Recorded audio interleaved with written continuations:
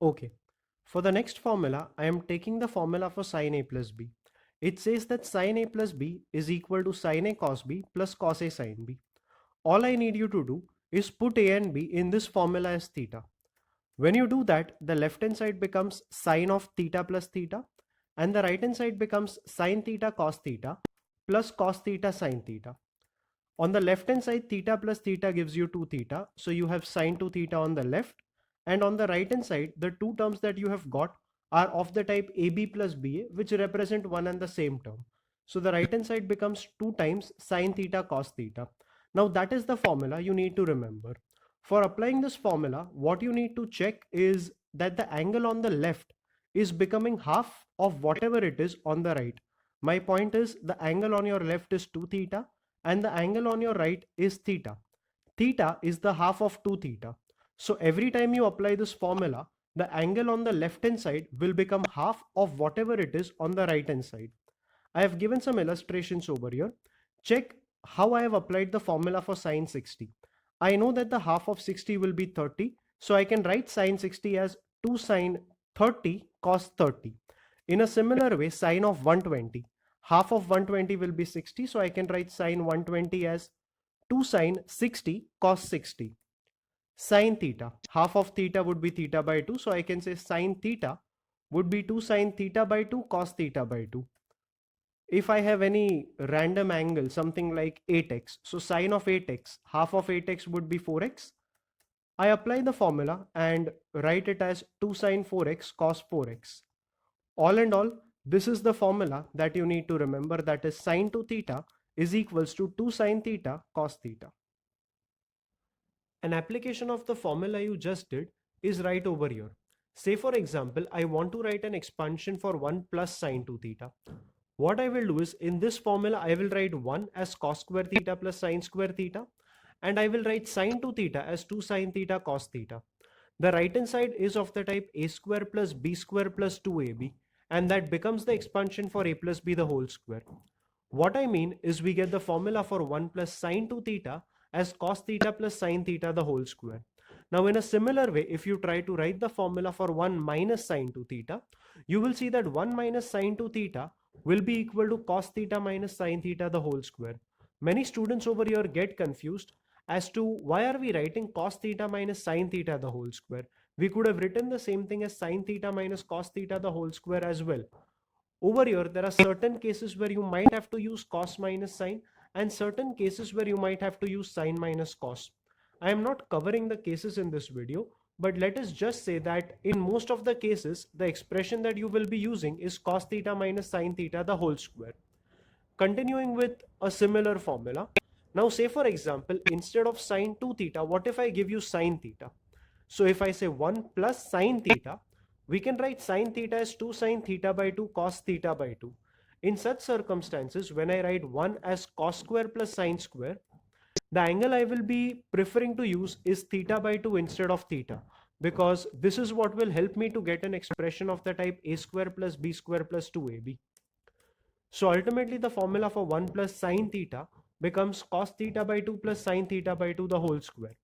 In a similar way, 1 minus sine theta will be cos theta by 2 minus sine theta by 2 the whole square.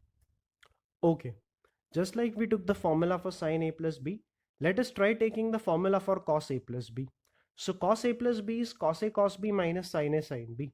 I need you to put in this formula also a as theta and b as theta. Now when you do that, you get on the left hand side cos of theta plus theta, and the right side becomes cos theta into cos theta minus sine theta into sine theta.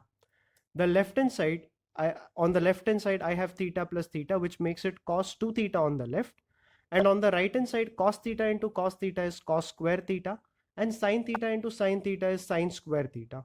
So my formula becomes cos 2 theta equal to cos square theta minus sine square theta. That is a formula you need to remember for cos 2 theta. I can further continue simplifying this formula, or let's say rewriting this formula in different forms by using my trigonometric identity, which says sine square theta plus cos square theta equal to 1. From here, I can write sine square theta in the formula as 1 minus cos square theta. On simplifying that, I get the formula for cos 2 theta as 2 cos square theta minus 1. Yet another formula for cos 2 theta you need to remember. Just like in the original formula, you had put sine square theta as 1 minus cos square theta. Let us try putting this time cos square theta as 1 minus sine square theta. On simplifying this, we get cos 2 theta as 1 minus 2 sine square theta. These are three formulae for cos 2 theta that you need to remember. Now over here, the observations go in a similar way like sine 2 theta. When you apply these formulae, an angle on the left hand side becomes half of whatever the angle is on the right hand side. Just for example, if I use the first formula, I can say cos of 100 can be written as cos square 50 minus sine square 50. If I use the second formula, I can say cos of 100 can be written as 2 cos square 50 minus 1. And if I use the third formula, I can say cos of 100 can be written as 1 minus 2 sine square 50. I can apply the formula even if the angle instead of 2 theta becomes equal to theta. So check the first formula. I can say cos theta can be written as cos square theta by 2 minus sine square theta by 2. If I use the second formula, I can say cos theta will be 2 cos square theta by 2 minus 1. And with the third formula, I can say that cos theta will be 1 minus 2 sine square theta by 2. I have highlighted on the screen two formulae for cos 2 theta which we just covered. That is cos 2 theta is 1 minus 2 sine square theta and cos 2 theta is 2 cos square theta minus 1. In the first formula, take 2 sine square theta on the left and cos 2 theta on the right.